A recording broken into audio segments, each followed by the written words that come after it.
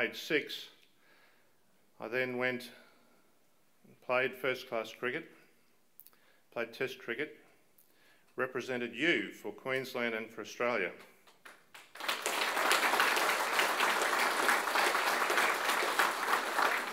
And that was a mighty, mighty honour. I played my last first-class game for Queensland in 1996. I'd played my first in 1979. So that was about 17 seasons. After that, I stayed involved in one way or another. I did some commentary work in Australia and abroad. And by very absolute accident, found myself falling into the position of coaching Zimbabwe's national team for 2 years, which certainly gave me a different perspective on the world and what it's like to be in another part of the world and some of the problems that they have, and comparing that with the country we live in. And it's a great experience and I loved it, and I've got many, many fabulous memories of that time. But from cricket to kata, I think it's important that we talk a little bit about how we got to cricket. In 1883, my grandfather, quite young, was brought to Australia from northern Germany, from Hanover, by his family. And he had lots of brothers. I'm a bit sketchy on exact family history. I'm not sure if there are any girls in the convoy, but he was old enough just to be a member of the Hanover Boys Choir, then revered. I'm not sure about now how it stands, but then it was second in Europe to Vienna. He must have been quite young, however, and maybe he just had a triangle, but he was a part of the choir. In the mid-1890s, he and his brothers were working on Fairymead Sugar Plantation at Bundaberg, then the biggest cane plantation in Queensland. And there was 5 of them there. 3 of them wanted their own land, and they heard about this country over just north of Kingaroy that was being opened up. 2 had no interest, they wanted to stay in Bundaberg, but 3 came over, went back, and then with drays and bullocks brought their stuff over and set up. And they were given virgin land with 4 white pegs, 1 mile by half a mile, 320 acres each on adjoining properties. Now the other 2 families have left the district long ago, but I remain on my grandfather's property that he actually settled in 1898, so that's 114 years ago. We had, between the 3 families, many children. Of the 3 families, my father was the youngest, but there was many boys in the 3 families, and girls, but there was many boys. And we had, back in I think it was around the 30s and 40s, we had our own rugby league team. We never got 13 Rackemanns on the park, but on one occasion, I think we got 12. The winger was a guy called Ab Evans who married my auntie, so he was an honorary. But typically there'd be 8, 9, 10, depending on work commitments, and the team would be filled up by other young fellows from neighbouring properties. And we often won the South Burnett Rugby League competition in reserve grade. We played in the reserve grade, and when we won, we'd challenged the first grade premiers to a bit of a one-off, and on 2 occasions I think we won that game, so the boys went all right. My father was the youngest, and he, when he was old enough, the team had disbanded because everyone else was too old, so he wouldn't have played with that team. But we were a rugby league family, but he had a motorbike accident when he was 8 on the back of his brother Jim's bike going into Kingaroy, and Jim died from the accident. My father nearly did, aged 8. He spent 6 months in hospital and 18 months in a wheelchair. And he finished up with one leg about 1.5 inches shorter than the other, and every bone up the left side of his body was broken, and lucky to survive. In any case, one leg 1.5 inches shorter than the other doesn't lend itself to playing rugby league. So we played cricket. All my cousins play rugby league, but when I was 6, I was given a cricket bat and a cricket ball. So you wonder about fate, don't you? So that got me to cricket, and what chance that I just happened to have some skill, as well as been introduced to it by my dad at age 6. So then I had my cricket career, and you know, I could talk all day about that. But since then, and since finishing with Zimbabwe, my wife Louise and I came back to live on our farm, 2001. And we've been there. And of course we had bad droughts in the early 2000 years, well right through, until then a recent flood. So it's been a pretty tricky business. But through this period, increasingly, I'm looking at what's going on in our country. And I'm asking more and more questions, and I'm kicking the table leg, and what is going on, and why has this decision been made, and why has that decision been made? And this is the big question: why? Our representatives, our servants, by the way, why are these decisions being made that are having this impact on our people? And so I'd start moaning to myself, and then increasingly moaning to anyone else that wanted to listen, and I'd be throwing metaphorical stones and increasingly complaining, and seeing increasingly that they're all doing it to us. It's not the Labor Party, it's the Liberals as well. They're all doing it to us, and the National Party, well, I'm sure you'll hear more about them. So I'm asking, you know, what is going on? So when we get to why am I here, and why are any of us here, which we don't need to be, if this hadn't been being done to us, to our country and to our people, Katter's Party wouldn't need to exist, would it? Katter's Australian Party. We wouldn't be in this room.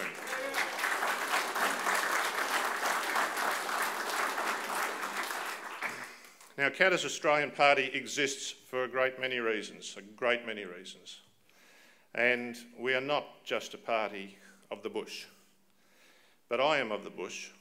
And so what I want to say now, I say with my farmer's hat on, and address one of the reasons the Katter's Australian Party exists, and that is for agriculture, the future of agriculture, and the future of food security, and the people involved in agriculture now and in the future, and for the last how many years? Those that have built this industry to what it is today, that have come before us, our forefathers. So, what is going on in agriculture? And what is the end game? A 1999 National Press Club address by John Anderson, where he said, look, we've got to face facts. For Australia to feed and clothe itself, it only needs 20% of the current farmers we have. So, what a statement to make. And that is just, let's open the floodgates to everyone that can move that 80% of farmers aside and do something else, because we only need 20% of you. So get out of the way, because we're going to do something else. I don't know if that calculation of 20% factored in population growth going forward, or if that was to feed the population of Australia in 1999. Don't know the answer to that. It's saying that the export income that agriculture brings to Australia is of no consequence.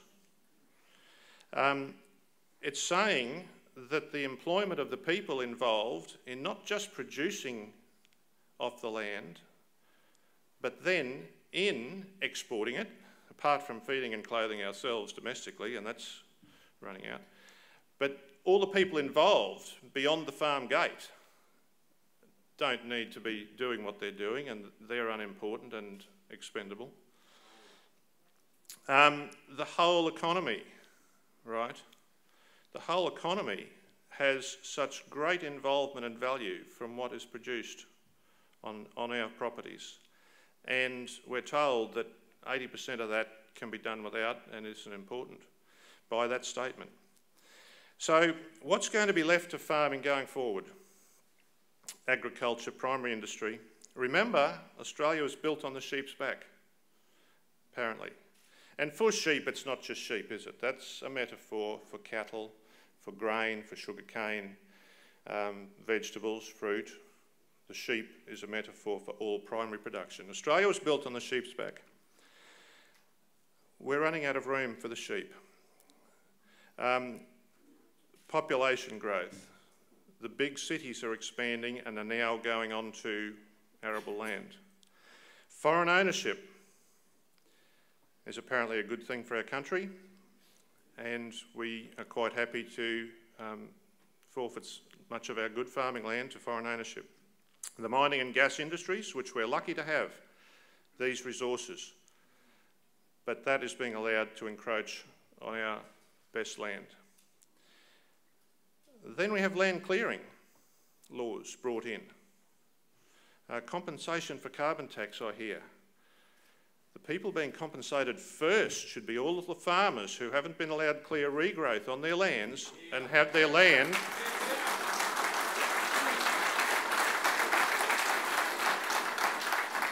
their land has been made less productive. Their productive capacity is reduced. Therefore, their value of their property, because it's not able to produce as much, their business enterprise is less, so their farm is less valuable. They have had an equity hit in these land clearing laws, and they've just copped it. Talk about compensation. They're the first people that should be getting compensated.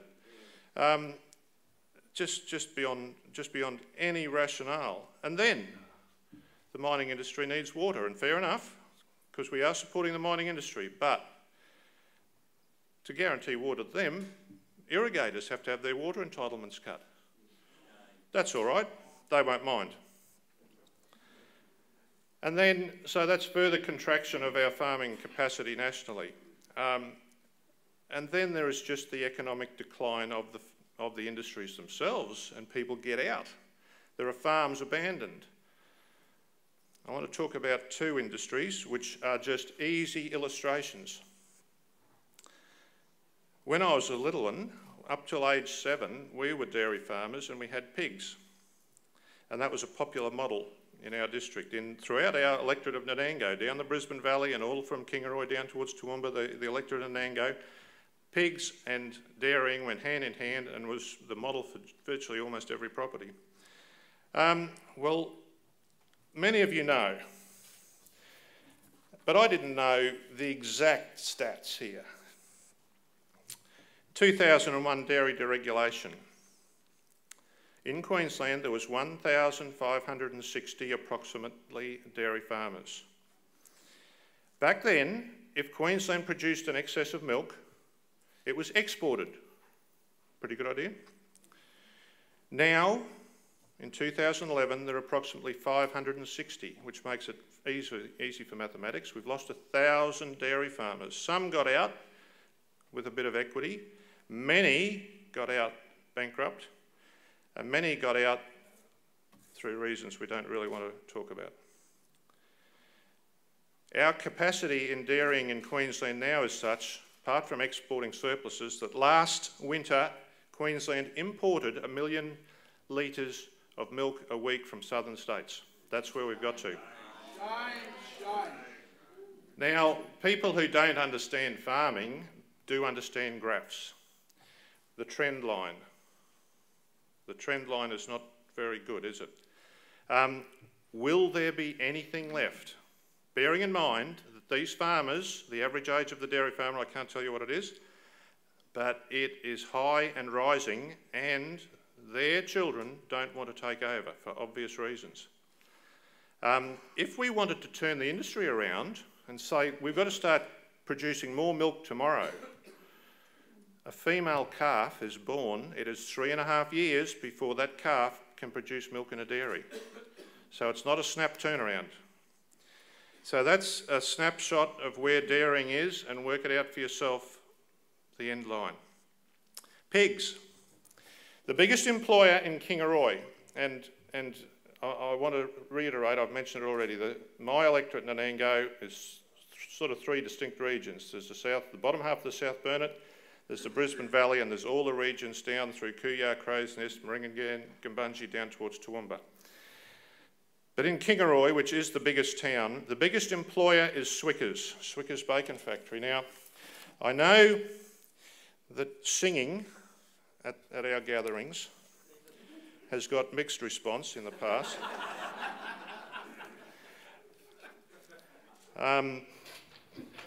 All for the greater good, I might add.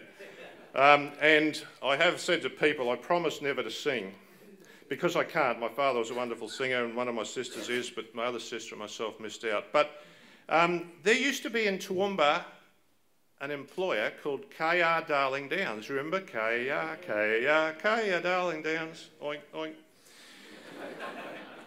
It is no longer KR Darling Downs does not exist. How many people, can anyone tell me, someone might know how many people they employed?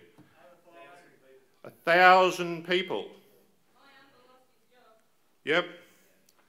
1,000 people employed. Swickers nearly went under itself.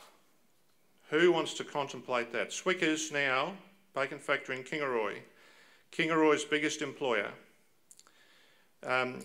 It processes 95% of all pigs slaughtered in Queensland. The pig industry as it currently stands, and Swickers, by the way, is 100% Australian owned, which is quite heartening. As it stands, and all that KR Darling Downs business and production had to be taken up with Swickers as much as possible. So we're talking about the Toowoomba region, the North Burnett, north of Kingaroy, and the South Burnett, and all that production area. And the Swickers people, when I met with Ross Ingram and Graham Taylor, told me that that industry's worth to that area was $1.25 billion.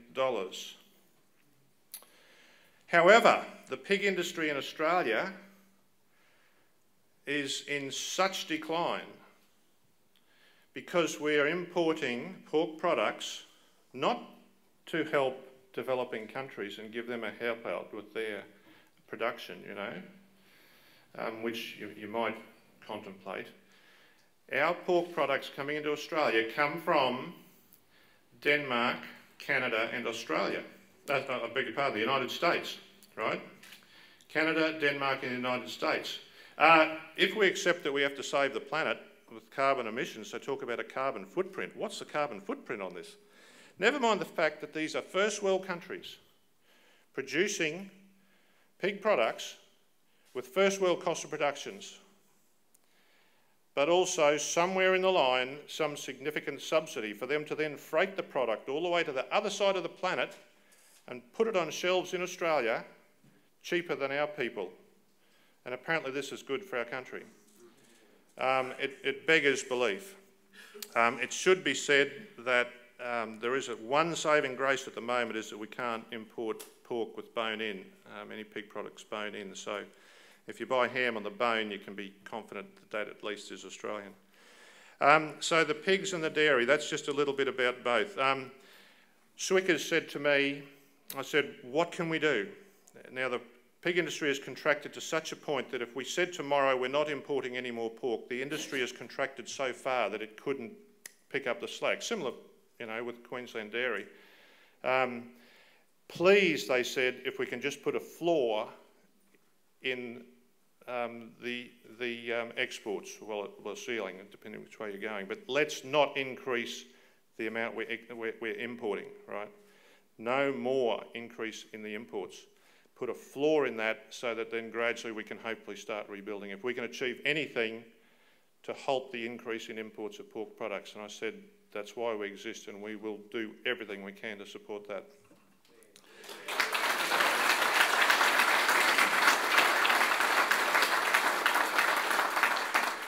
So,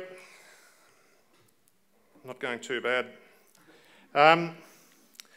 Look, that's just two of our rural industries, and that's a terrifying snapshot. When I go on to thinking then about matters less tangible, less quantifiable in terms of what's going on, and we in country areas, decisions are being made and have been made federally and at state level that place no value or understanding on the damage that is done, not to us economically, not to our food security, but the damage that's done to our soul and our social fabric.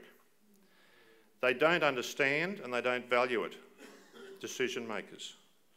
And I think we've got to keep that in stark clarity, what they are doing to communities in country areas with a lot of their decisions. They don't understand, just to amalgamate councils, that it hurt us because we loved our council and we didn't want to be part of this big conglomerate.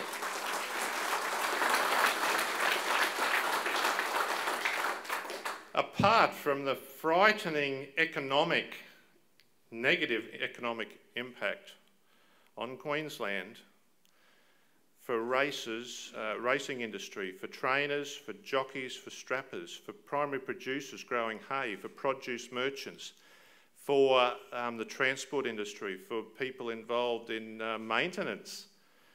The economic impact on Queensland through the destruction of the racing industry is big. But once again, it is an attack on our soul and our social fabric that they place no value or understanding on. Same ditto for downgrading hospitals and health services. How many people want their children to be born in the hospital they were born in? Can't do it anymore. How much time is now spent where you could have once gone to your hospital for some form of treatment, you now have to travel big distances. Your family has to dislocate because the family member is in Brisbane. And we've got hospitals in southeast Queensland, which I can talk about, and must be much worse as we go further. But we hear about the big pressure that the hospitals are under in Nambour, Brisbane, Ipswich, Toowoomba. Well, they wouldn't be under that pressure if the cases that could be looked after in Kingaroy and other hospitals were looked after in Kingaroy and other hospitals. Take that burden off the hospitals in the big cities. Apparently we don't want to do that. No. We want to jam everything down into that corner and then say, oh, there's big infrastructure costs and there's big pressures on our hospitals, and oh, we'll get the pressure off them and let it be done out in the bush again. So our soul and our social fabric is torn. Why am I standing here? Well, enough is enough. We can't let this continue, and you can talk from a soul and from a social fabric point of view. And that's only something, if you live in these areas, you understand. But the pure, sensible, common sense reasons why this has to be turned around, the economic reasons, the logistical reasons why we've been going in the wrong direction and no longer, is just there, and it's easy to talk about because it is so simple and straightforward. These are questions for all Queenslanders and all Australians to contemplate. And we must do that, and we must present these questions and hopefully be listened to. But it's not difficult. If you get to talk to people, I'm finding you only got to talk to them and they start agreeing. It doesn't take long. I want to finish just with a couple of thoughts. I'd like to quote the great modern day philosopher Sir Ian Botham, henceforth to be referred to by his nickname Beefy. He played for Queensland in 87 and 88 season, and I'd played against him for Australia, but to play with him, he was larger than life, and he was a dynamic character, and he didn't know what it was to surrender. He didn't understand it. I don't think he could spell lose. Now, he played on losing sides, yes, but not through his lack of will. Anyway, we'd beaten Victoria, and it's 10:30 at night, and we're still in the dressing room savouring our win, as you did back then. And he used to call me the German. And across the room, he sung out, "Hey, German." "Yes, Beefy." "Got something for you." "What's that, mate?"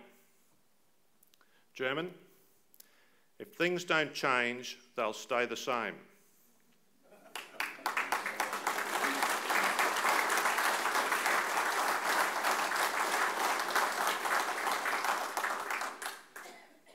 I said, "That's good, Beefy. You've been working on that for a while." I've told that story many, many times for the sake of mirth, and it's, you know, there's a great deal of comedy in it. I didn't know that the day would come when that little ditty had such powerful meaning. And that's where we're at. If things don't change, they will stay the same. We have to ask ourselves, and everyone has to, we as people, people in business, people in the media, and I welcome them now, they're starting to come in. What do we want Australia to be for our grandchildren? What country do we want it to be? What do we want it to look like? For us, in making a decision to stand for politics, which it was never on my agenda, don't worry, it wasn't a box, I want to be a politician, I never knocked me down with a feather. I never saw myself doing this. What do we want our country to look like? Do we want those future generations to look back and say, I wish someone had done something? To the media, I want you to think. Ask yourself in future generations, why wasn't the media asking these questions? Let's not say that the media... I'm not attacking the media in any way, and let's not say they're not asking the questions, but please, the media, ask these questions. Why is this being done to our country? Why is it being allowed to happen? Right? As politicians, it'll be easy to discredit us. We're novices. We've never been in this game before, so through the campaign, we're all going to make the odd mistake. But there'll be mistakes made for the right reasons.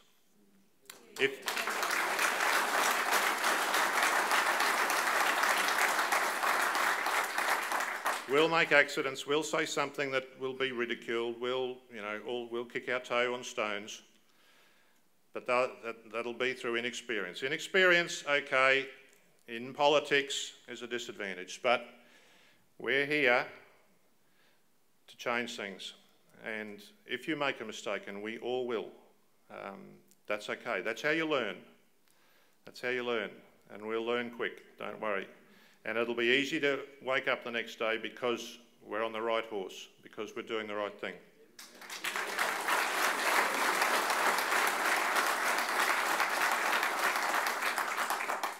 Ladies and gentlemen, and friends and party members, in my life I've been in plenty of teams. I've never been in a team this big before, and I've never been in a team more important. Thank you.